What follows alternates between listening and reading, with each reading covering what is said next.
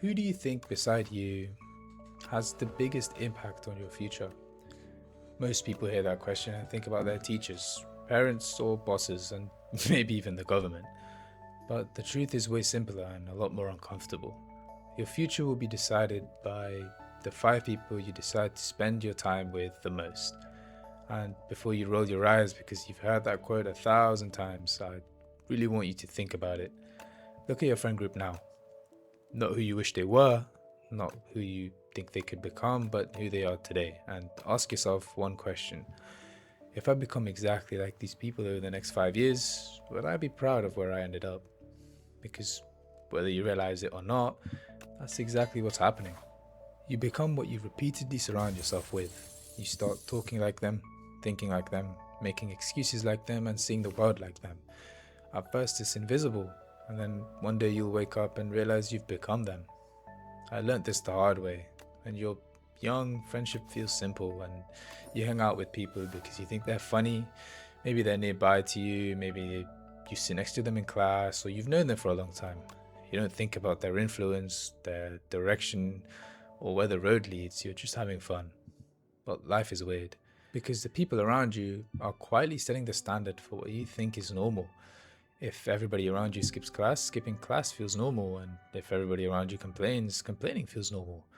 If everybody around you wastes their weekend, then wasting weekends feels normal, and that's the dangerous part. Most bad habits don't enter your life as bad habits, they enter your life disguised as normal behavior.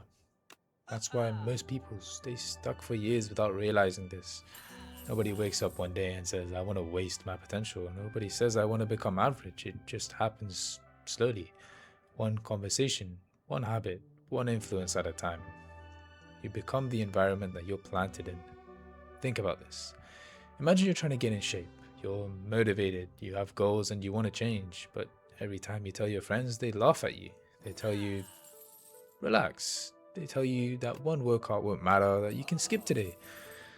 Then you'll skip tomorrow, and then you'll skip next week. And at first it'll feel harmless, but after some time you'll realize something. You're fighting your environment every single day, and eventually that environment wins because willpower gets tired, because your motivation dies out, but the environment doesn't. However, the opposite is also true. Put yourself around people who are ambitious, who are disciplined, and who actually do what they say they're going to do. And suddenly improving doesn't feel weird anymore, it feels normal. You stop needing motivation because the standard around you gets changed. Then standards are contagious. That's why some friend groups pull each other upwards and others drag each other down.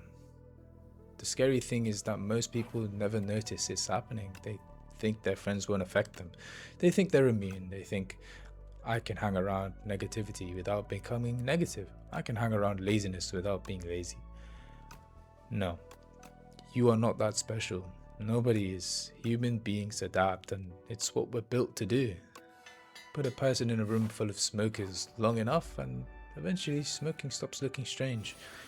Put a person in a room full of entrepreneurs, and eventually starting a business doesn't look impossible anymore. The room always wins, and some of you already know this. Deep down, you know it. There's probably someone in your life right now who makes you smaller, someone who makes you doubt yourself, and only likes you when you're not improving. Maybe they're not a bad person. That's important. Not everybody holding you back is evil. Some people are just stuck. Some people are uncomfortable. Some people genuinely want the best for you but don't understand where you're trying to go. No one's perfect, but here's the problem. If you spend enough time around people who are comfortable staying where they are, eventually you'll become comfortable too. That's why growth sometimes feels lonely, because every version of yourself requires a different environment, a different standard, sometimes even different people, and that's hard.